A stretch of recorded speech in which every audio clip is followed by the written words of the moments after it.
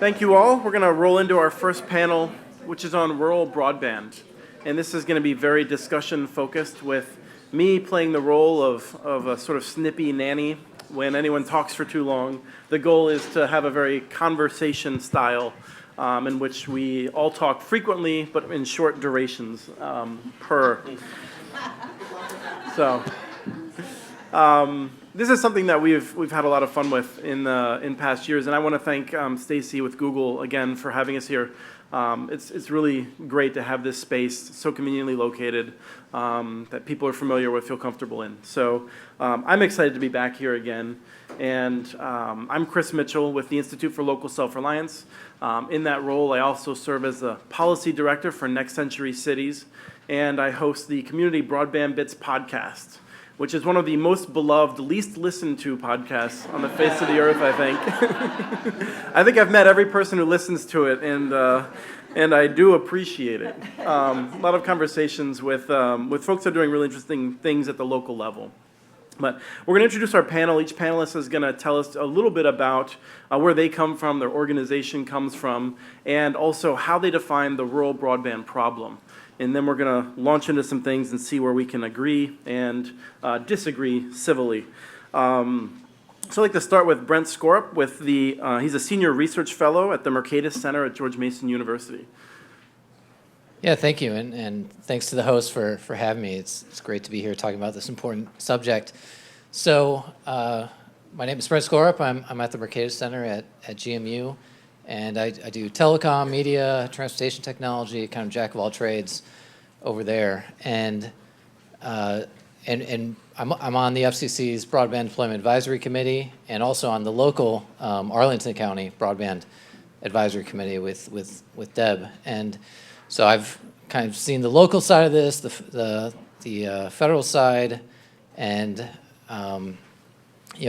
my view is, and what I've been writing about this for a few years now about rural broadband is that the existing programs are far too complex. There's, at last count, 7 existing high-cost fund programs, and with all different models and ways of distributing money, and so it's too complex and not effective.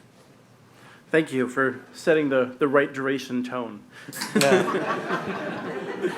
Next, we're going to go to Shirley Bloomfield, the CEO of NTCA, the Rural Broadband Association. Welcome. All right, thank you very much, and I'll talk really fast so I can cram even more into that short time. I represent about 850 rural carriers across the country. They cover about 40% of the landmass, but 7% of the population base. So when we were talking Arctic Circle, we know that area extremely well, very remote. My companies are community-based companies. They're all of the telephone cooperatives across the country, and they are community-owned companies. So they are those who are literally folks serving their neighbors. And the one thing that I would share is I think there's honestly a rural-rural divide. People like to talk about the digital divide. I think it's a rural-rural divide, and I think the divide really kind of comes down to those large carriers that have different financial obligations and incentives and priorities, to be really frank, and those who are actually serving, the schools where their kids go to school and their parents where they are aging in place. That is where I see the big challenge that we need to figure out how to face. Thank you. Now we have Harold Feld, Senior Vice President at Public Knowledge. Okay, well, Public Knowledge, we're a DC-based advocacy organization. We advocate for the right of people to access information globally, including, most importantly, through broadband. We believe very strongly that the reason why we care about this as a policy matter is that broadband has become absolutely essential in all aspects of our lives and our economy, and I am glad I no longer have to debate that pretty much. I just have to debate whether I'm using the dreaded utility word or not. But defining the problem, I'm not sure exactly what we mean by that. On the one hand, I think the problem flows from a very simple equation, which is it costs more money than people expect to be able to make in order to deploy systems that have adequate speed in rural areas. Now, you can solve that in a bunch of different ways, which I'm expecting is what we will talk about here, but I think ultimately it's clear at this point that our problem isn't selling this to people and explaining why it's essential. Our problem is how do we provide it in a sustainable way? Thank you. And we're going to have our final panelist introduce himself, John Chambers, who's a partner with Conexon, working with rural electric cooperatives to build the networks that we're going to be talking about. Thanks, Chris. I'm the one Chris was referring to about going on too long, so can't seem to clear my throat in less than a couple of minutes. I've been involved in my career in the two great infrastructure projects of our time, the construction of the first broadband networks and the construction of the first digital wireless networks. And so for me, when I was asked to leave the FCC a few years ago, I decided to... Asked by who? Yeah, well, the chairman of the FCC. I decided to work on what I thought at the time, still think is the next great infrastructure project of our time, and that is the construction of networks that removes the constraints of speed and bandwidth from human and machine endeavors. And so I did what I have done at other times in my career. I found a partner and founded a company. And what we do, all we do, is we work with rural electric co-ops building fiber to the home networks in rural America, areas that the FCC considers high cost and extremely high cost. We write business plans, we raise capital, we design networks, we construct networks, oversee construction of networks, we operate networks, and we do that across the country. So just in the last few years, we have written over 80 business plans. We're working with over 30 fiber to the home projects across rural America, building over 100,000 miles, that's last mile fiber networks. To me, the problem can be thought of in the great words of Michael Gerson years ago, referring to a different problem, which is the soft bigotry of low expectations. You heard a little of it described earlier. Is satellite good enough? Is fixed wireless good enough? Is the current speeds of DSL good enough? Are things good enough for rural America that we wouldn't accept elsewhere? And so we can talk about the solutions, but that's my definition of the problem. So that brings us right into one of the key questions that I, in moderating this panel, I came in with a bit of an agenda, which is that I continue to believe that there is a feeling that there's a demand side problem, that people, one of the challenges of building rural broadband is there's just not enough of the households in rural America that want to pay for it or can pay for it. And so I wonder if we can discuss that a little bit. Is there a problem with the number of people who desire broadband in rural areas? I'm going to go ahead and disagree with that. I think particularly when you look at rural Americans actually have the handicap of distance. So, the luxury that we have here in Washington, D.C. is you can walk out and you've got access to all these services. Well, you're in rural America, the ability to actually access those services is a lot more difficult. And maybe it's knowledge, maybe it's medical care, maybe it's, interesting use of technology to bridge some gaps, public safety. So I think that the demand is there. I think it kind of goes back to some of the points that particularly Harold made. It's cost, it's expensive. And it's expensive to deploy, it's expensive to build and maintain these networks. And you've got a population base that frankly is actually at a lower income bracket than the rest of, certainly compared to urban America. So when people start making choices, they're having to make choices that are based financially. So I think demand is there. I do think we need to do a better job, which we work through our Smart Rural Community Initiative, to educate communities on what is it beyond email. How do you look at Wi-Fi as a way to empower your school children? How do you look at, how do you do VA telemedicine in the local library? So we do a lot of efforts to actually make communities smart rural communities. Yeah, I think that in a world where you can't fix a tractor without a broadband connection, and where you can't fill out a government request for your tariff relief subsidy without a broadband connection, because if you're at too low speed, it'll kick you off and you have to start the forms all over again, that we're past where we were at one point, I will say, because when I started this and started doing this, 15, 20 years ago, when there was a question of why would I want this? Why do I care? I'm getting along just fine without it. I think we're very much past that. The issue for me, it seems, is you can either find ways to bring down the cost of deployment, because I think Shirley really hit the point of, and carriers want to do this, but it's expensive to provide. You have fewer customers from which to recoup your investment, and they are lower income to boot. So all of the factors are working in exactly the wrong way. So you have to figure out how to change. This is, if you learned how to do algebra in middle school, and more importantly, if you remember how you learned to do algebra in middle school, it's like you can change one of the variables to try to figure out what X is. Is it going to be, you're going to lower the cost of deployment? Are you going to somehow make the customers more valuable through subsidies paid directly to the customers, for example? Or are you going to find people who are less concerned with taking their profit directly in a standard carrier rate of return fashion and view it more as either small business level locally, where they're not worried about where certain levels of profit are fine, or their institutions to take their payment in other ways? Yeah, on the demand question, so NTIA polls, and NTIA is in the Department of Commerce, they survey customers every year about, for those who don't have internet access, why don't you have it? And consistently, most people say they don't have an interest in it. So it's absolutely a factor. And they also ask about cost, and about 22% say cost is the primary reason they don't have internet access. So it's absolutely a factor. I mean, and this is, in most states, most people don't have internet access, say they don't have interest.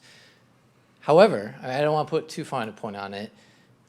Clearly there is demand, and I think a lot of this is just knowledge about broadband networks and just not knowing what services it offers, because every year, so for the past 5 years, according to the latest FCC data, carriers are providing about 4 million new broadband connections to rural areas every year. So clearly there is demand, and that number of people who don't have internet access is shrinking, and more people are going to mobile only, actually. So they might not be power users, but I think in time you'll absolutely find that people do want this, particularly as they know about the capabilities and the services that are offered. So my perspective is there is no demand side problem. In any marketplace, there's buyers and sellers. In the rural broadband marketplace, the large telephone companies are largely sellers. People I work with were buyers. We believe in rural broadband. We believe in constructing networks in rural areas because we believe there is demand, and it's not just belief. It's borne out in the revenues that we receive, which pay for the construction of these networks. I work with investors. We invest in rural America. And I'll give one state as an example. We have a half a dozen projects ongoing in rural Arkansas right now. Now, I know most people from the East Coast, and I'm from the East Coast. I know the attitude of most people towards Arkansas and rural Arkansas in particular, and maybe what you know about Arkansas and Missouri comes from the TV show Ozark. Where we sell services in rural Arkansas and rural Missouri and rural Oklahoma and everywhere else, we sell two speeds. We sell 100 megabit per second symmetrical service and gigabit service, symmetrical service. We sell 100 meg for $49.95 and gigabit for $79.95. That's our core offering. We see no issue with demand. In fact, you could believe this or not, but most people, where we make service available in rural Arkansas and elsewhere, buy 100 megabit or gigabit service. It's about a 70-30 split. So when you make gigabit service available, just as Google found out in Kansas City, if you make that same service available in rural America, you find the same kind of demand. We find the same demand in rural America that you find in urban and suburban America, and that shouldn't surprise anybody. That was very orderly as we went down the row, so I'm going to insist that we not be so orderly. Oh, good. Can I jump in then? Please. I did want to, there were a couple of things, Brent, that you raised that I wanted to point out is some of the problems of measurement and how we think about this. So, yeah, we will look at, there may be a growing number of wireless homes. We have not tried to map whether that is primarily urban, primarily rural. So I can say, yeah, there's a demand in rural for particular types of broadband that's not being met through mobile, or mobile there is not sufficiently reliable. Doesn't mean that there aren't people who are going mobile only, but they may be in urban areas where you get higher mobile speeds because of density. They have better reception. There are a wide variety of things. I think one of the problems we have to be careful of when we're talking about this is our tendency to kind of take different measures and mix them around. I think that when we focus on rural America, go and talk to people in these communities, we find that, yeah, they're very aware that they don't have broadband. There is indeed a great deal of demand for it, oftentimes for things that we tend not to even think about because it's ubiquitous here and we don't worry about it. But or as I like to say, the only people who don't think that there is a broadband problem are those people who have broadband. Yeah, I'll just say one thing about the rural wireless. So Pew in April put out a report about internet using households, and I found this astonishing. For Americans who have internet access, 24% are mobile only, smartphone only, which is pretty astonishing. And for rural, it's 23% of internet using households are smartphone only. So, this is a good thing if you care about universal. Increasingly, consumers are viewing mobile as a substitute. For most people, it probably isn't, but for a lot of people, it is. And I think that opens up options about when it comes to solutions, and particularly for the subsidy programs that we have. Well, I do have to say just one anecdote, and then I'll yield the floor to other folks here, which is back in 2009, I was presented by a well-known rural academic with a couple of case studies in which people had dial-up. Local telephone company had made DSL available. A number of people tried it, and then they switched back to dial-up. And she was, looking at making some conclusions about this with regard to demand, and I said, what was the quality of the DSL that was offered? And she said, well, it was pretty lousy. I was like, do you think maybe that had something to do with why people gave it up and went back to, at that time, a somewhat more reliable, if slower dial-up, than a much less reliable and much more expensive DSL? Oh yeah, I probably should have asked about that. I worry a lot about some of these numbers and the way that we are getting very, very different answers to survey questions. Commissioner Rosenworcel touched on this earlier in the discrepancy between the FCC's number of who has access versus other studies that of people who say they don't get access or certainly not access at broadband speeds. And so I just want to draw a note of caution here, even on the better conducted studies, that there are a number of things that are important to probe beneath the surface. Comment on the technology question, because of all the others, this is a subset of the problem. Of all of the other questions that Washington grapples with, grappling with technology is probably the thing Washington does among the worst at. The FCC does collect data on consumer choices in the marketplace. It doesn't make that data public. And in fact, if Commissioner Rosenworcel is no longer here, if she wants to, she can ask the staff at the FCC to give her that data, and maybe she would know more than you'd get just from the 477 provider data.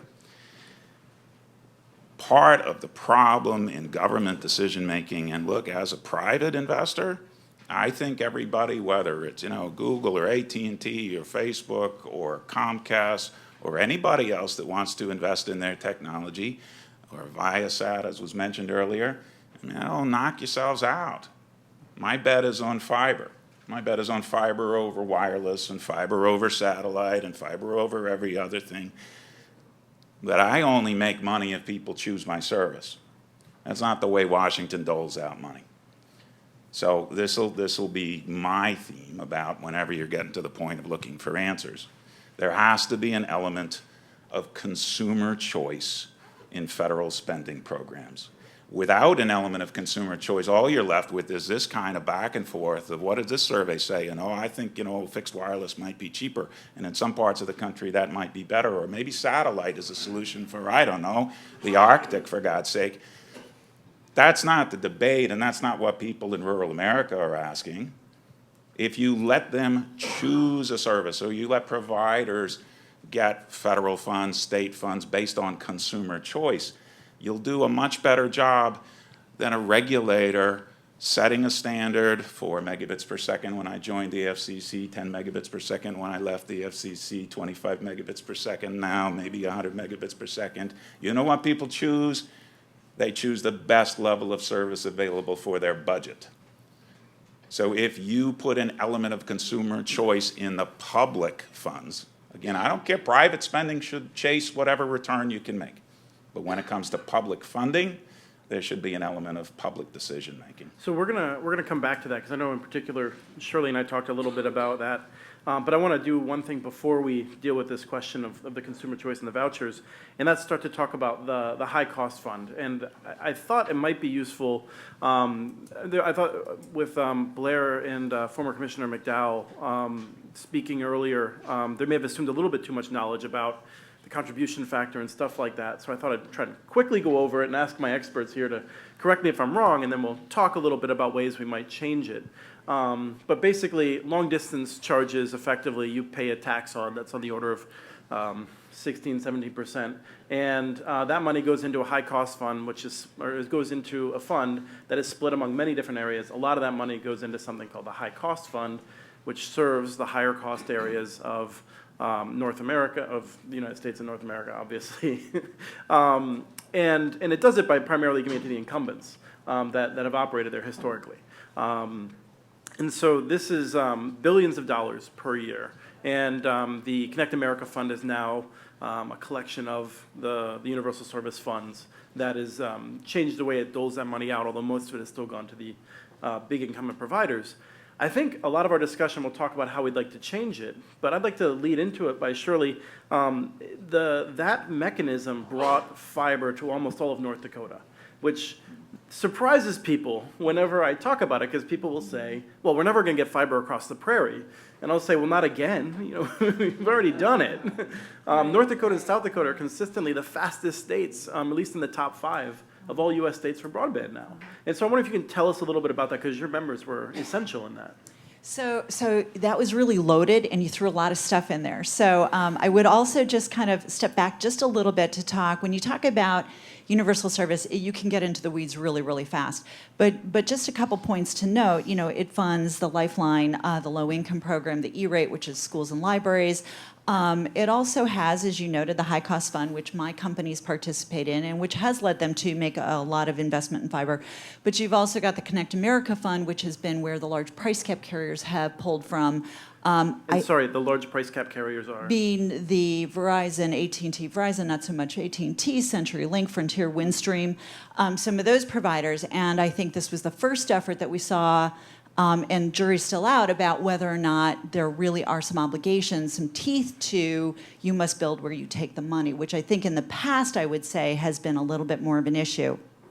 But when you step back and you look at states that are very fiber heavy. I think there's a couple of things. First of all, when people are making some of these investment decisions, wireless is tough in a rural area. I mean, everybody's all excited about 5G, and I think that's great because you're going to need a tower up, 2 towers up a rural driveway to bring a 5G service out there. And I start thinking about scalability. When you build these networks in rural America, it's expensive. You don't want to be going back in and incurring that expense over again. And I think we've got to be honest about the fact that American consumers are demanding more and more and more, and that capacity is just going to grow exponentially. If you go to CES, your head blows up in terms of all of the different applications that it will take. But when I pull back to a state like North Dakota, where it is the most fiberized state, I think part of it is foresight. First of all, part of it, quite honestly, is years ago, Qwest sold all of their exchanges to my carriers.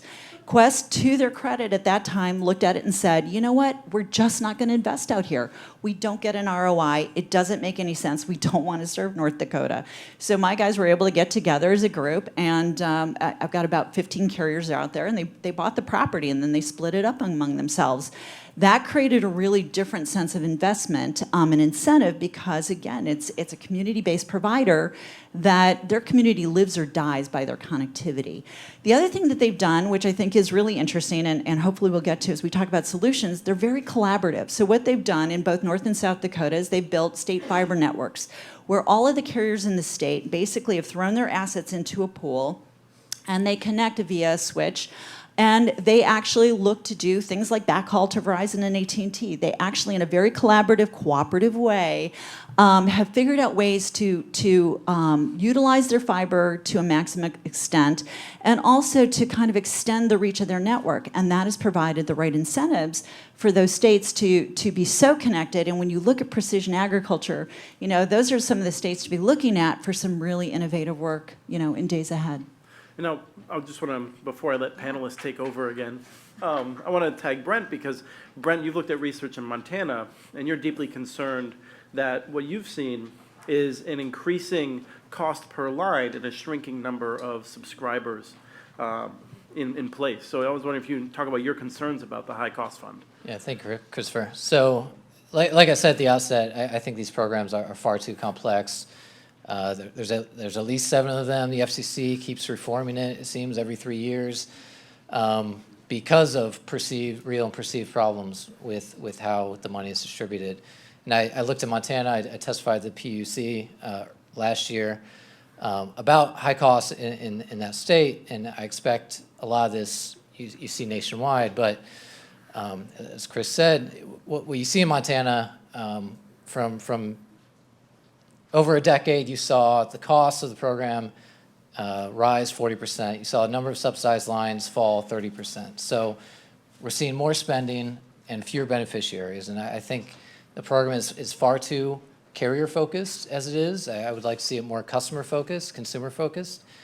And I think there's lots that can be done to simplify the program. Another problem with the high-cost program is currently used is that you see largely the same companies every year doing this, even though a lot of people use cable companies. Cable companies don't typically participate. WISPs are a factor in rural areas. WISPs tend not to participate.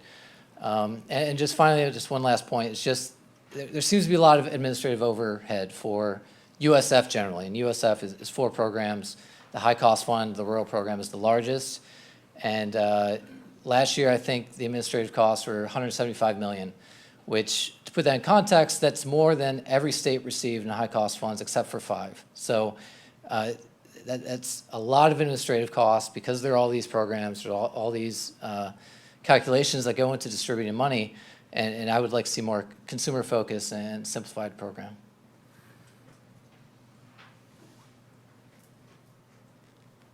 I don't know, do you still have a pending question? Well, it's the continuing question. I guess I could state it more explicitly, which is we're going to talk a little bit about more outside the box thinking in the next round. But what kind of things is the program going to blow up because of lack of funding, too much demand, not enough? The thing that Blair raised as the unseen, is that was Blair's unseen thing that is not being dealt with. And so, but the question is, what would you do if right now you can only make minor changes to it within, the current, like, let's say 6 months to make minor changes in it? What kind of things do you do? I would jump in, and then I apologize, but I do think one thing that's going to be really interesting to watch is the CAF 2, which was the auction proposal that the FCC just put into place, where folks came in and basically bid and said, I can do this for X, and the lowest winner wins the bid. And to your point, there were WISPs that got money, Viasat got money. I think it's going to be I think this is really interesting to watch because, first of all, it's the first time the FCC has tried a model like this. But honestly, I'm kind of skeptical. So there is a part of me that says these resources are pretty precious. People made an obligation in terms of their technology. They're willing to deploy, the speeds they're willing to achieve. Frankly, we have not seen some of these commercially available. So I think these are important things to take note of and to be watchful for, to see how successful we can look to tinker with the program to get resources. So let me answer Chris's question, and I'll touch on what Shirley said in this way, because the costs do continue. The E-rate program was bumped up several years ago. The high-cost program was bumped up. It is now in total, if you include the telecommunications relay service program, over $11 billion that the FCC administers. I'm not going to go through all the programs, but with high cost.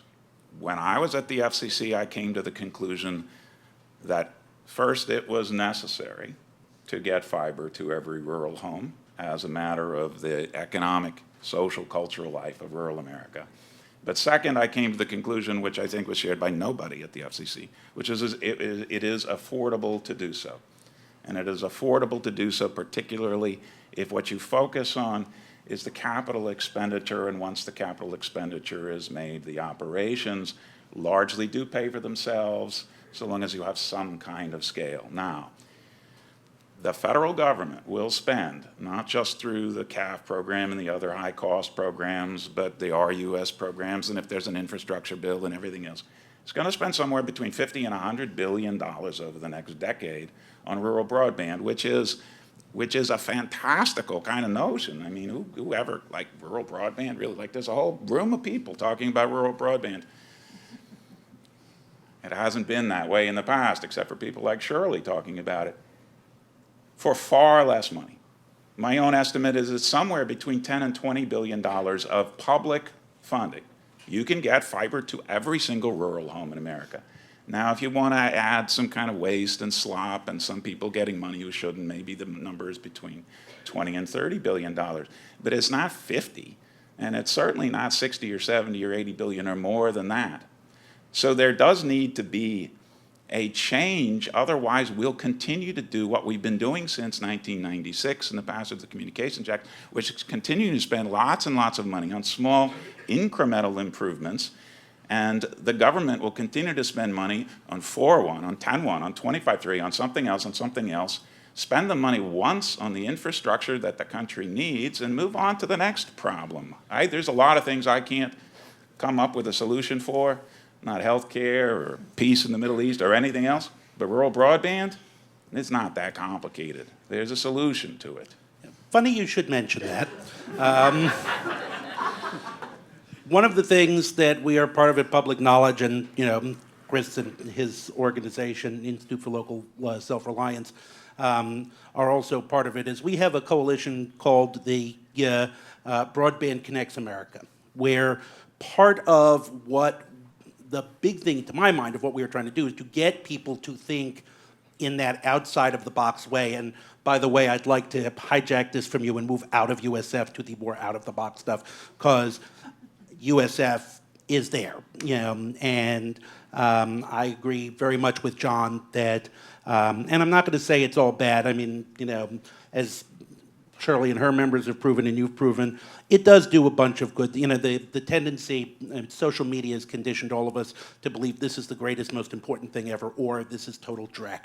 And USF doesn't fall on either of those extremes, but it's a very limited type of approach based on a program that was developed in statute in 1996 that was based on programs that were developed in the 1980s as a consequence of our breaking up the monopoly Bell system, which used an entirely different method starting in the 1920s and 30s of how we funded connectivity, and as I like to say, put a phone on every farm, because we've solved this problem before, and I think that one of the things that Broadband Connect America does is have a set of principles around what we think funding ought to be like, and one of the number one lead principles, what I sum up as fund infrastructure, not carriers, because once you have actually built out the network,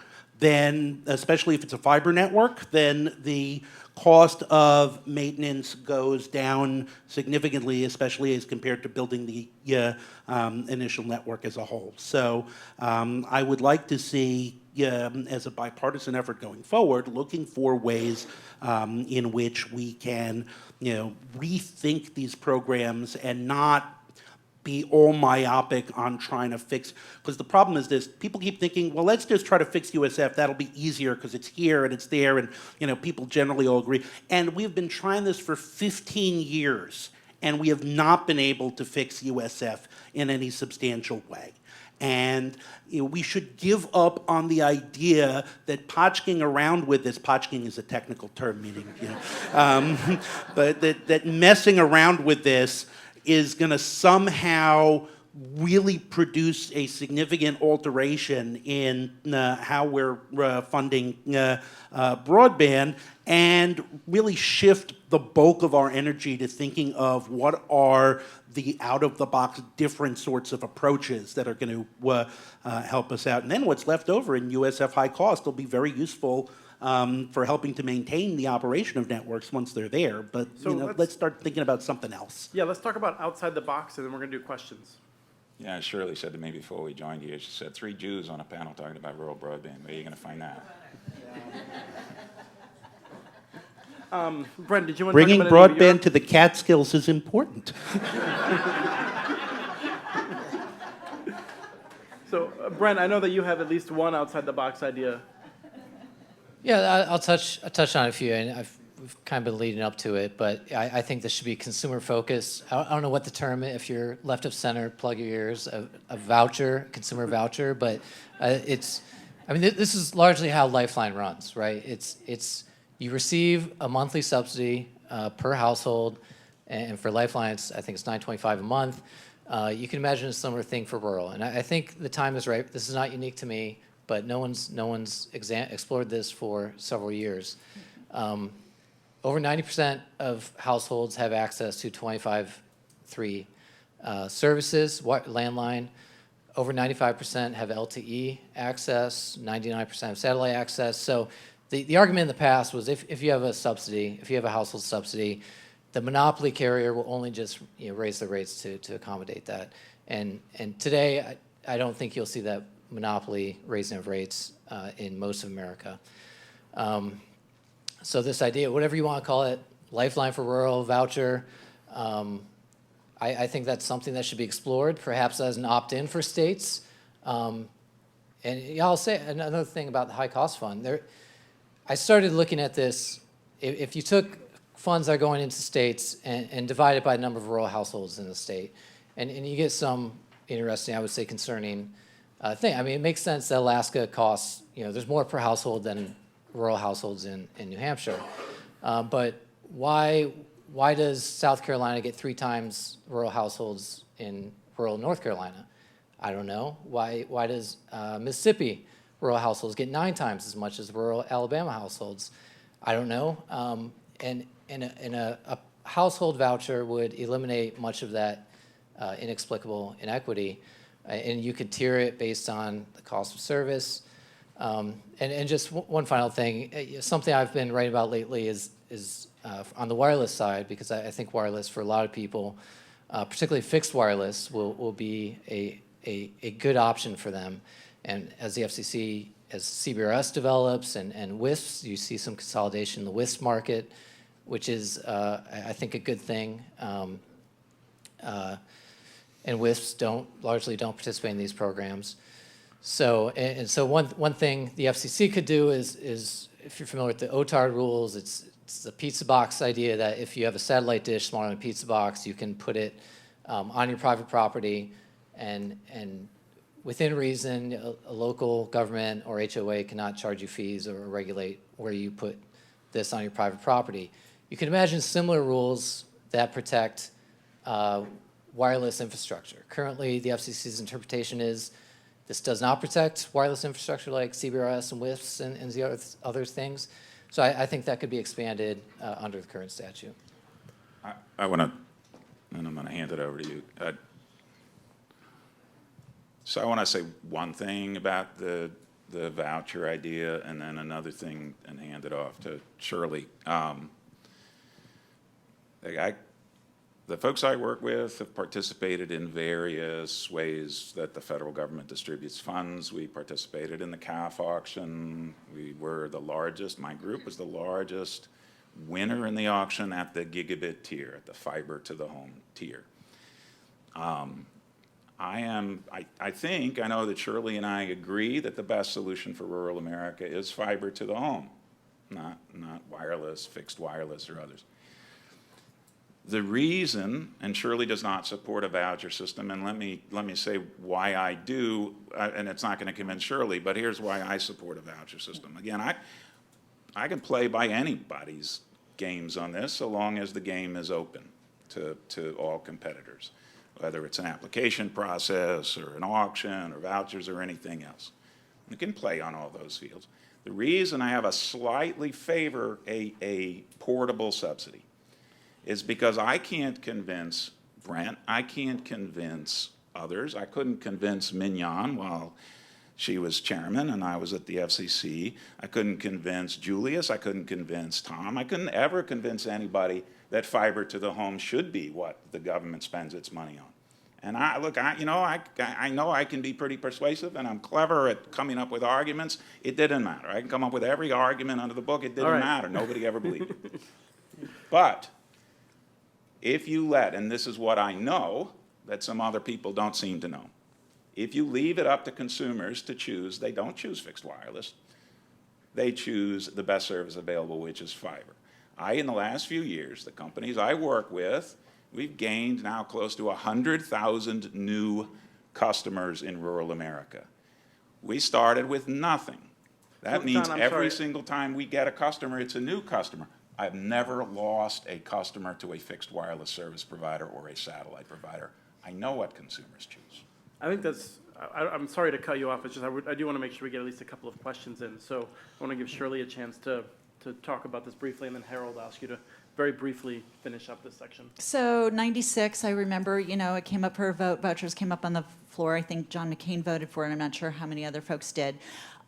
I speak from a carrier perspective. Vouchers don't build a network. If you're, I can look at, for example, the recent kind of turmoil in the Universal Service Program over the last couple of years, slow down in construction big time because there was a lot of regulatory uncertainty. People weren't sure how they were going to fund the network. If you are a carrier and you are making a decision that I'm now going to go out from my donut hole out to the donut where my more rural subscribers are, but you're not sure year to year what your support mechanism is going to be, I can guarantee you're not going to make the investments because, again, we're talking about those areas that are already so difficult to make a financial investment in. So I look at it from a perspective and I say, I think that regulatory uncertainty and that uncertainty annually is just enough to actually really throw cold water on it. Now, that's not to say I don't think it's going to take a whole toolbox. I think it's going to take a little bit of everything. I've got 16% of my member companies use unlicensed spectrum, 14% use licensed spectrum. You know what? When you've got that ranch at the end, you're using whatever you need in that toolkit to get out there and to build that network. Is it sustainable and long term? No, I'd like to think that eventually you're able to make that construction plan to bring that fiber out there. But I think in a lot of cases that connectivity right now is really important, and then you figure out how to build to it. And my concern, and again, I look at it from guys who I've been watching making investment decisions for 30 years, it will not build it. Yeah, okay, a couple of things really quickly, and one of the advantages of, I don't have a favorite technology. I have no dog in this fight. I think wireless is cool, but I think fiber is cool. And I agree that people buy the best service that is available to them that suits their needs. But let me just shoot out a couple of things real fast to think of in terms of bipartisan cooperation opportunities here. One is break down the supply chain to the consumer into its component pieces and figure out how to lower the cost or fund or whatever each one of these stages as a method of bringing down cost. You know, BTOP, which Harold, was sorry. Would you mind, I think that was a very good explanation. Maybe just move on to your next. Okay. Next is we need to confront the fact that there are a lot of problems here because we're not going to be entitled to, or we're not entitled to right now. And the biggest one of these is making sure that everybody within an area has access. Because right now, let us set aside the poor quality of the maps at the moment and our arguments about unserved and underserved. The fact is, if I'm in an area, there is no state or federal law that requires a carrier to come out and serve me. In fact, we have had a number of instances where people have called up carriers and said, you guys run service out here? Oh, yes, we definitely do. It turns out we don't, and you can't even freaking sell your house anymore because nobody wants to buy it. So we have to deal with the universal service problem. If we're not going to be Title II, which obviously I think we should be, then we cannot claim to have solved the rural broadband problem until we have dealt with the universal service mandate. And the last thing I just want to bring in mind is in the area of energy. We have done this shattering of the supply chain so that we now talk about individuals generating their own. I can, in theory, generate my own energy and sell it back to the grid. Other people can do that. We need to be thinking about whether we ought to be focusing on, say, interconnection rather than on the question of just building out a network. Whether we ought to provide incentives for people to build, some sort of connectivity from their own home and plug it in somewhere else. And if you say that's silly, I will say there's now an entire business out there doing effectively that with solar, where you put individual solar cells on people's homes and then aggregate that and sell it back to the grid. Would some kind of business that just puts fiber connections from an interconnection point to households work equally well and then be open for other people to take over the actual management of the network? I don't know, but that might be an interesting set of policies to pursue rather than focusing on who do we want to hand a big bag of money to. Questions? And we're not going to have time for a lot, so let's get some good ones, or at least one good one to start.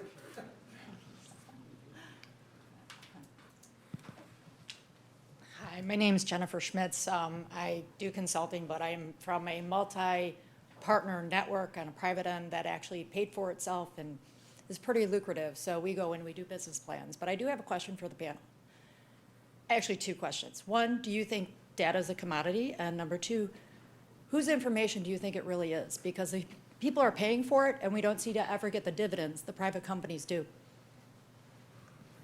It's almost like you're segueing into our next panel. Data or personal data? Data. Just data generally, depends on the type of data. I don't think my personal data ought to be a commodity, and I think I ought to have some kind of interest that continues to run with it, even when it is in the hands of somebody else. But if you're talking about, other types of data, like how many times my computer crashes so that Microsoft or Apple can repair it, then sure, that could conceivably be a commodity. I largely agree with Harold on this. You heard it here. Some people are so surprised when that happens. Do we have any additional questions? Of course, the other side of the room. Kat, former volleyball player, making her way across.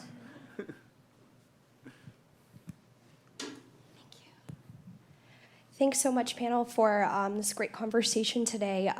I just wanted to shift this a little bit. I know that 15% of all rural America populations are people of color, and I think we'd be remiss also if we did not include the tribal digital divide on tribal lands in the conversation of rural America. So if we could please just kind of speak to that, and maybe how does the rural digital divide affect people of color and people on tribal lands?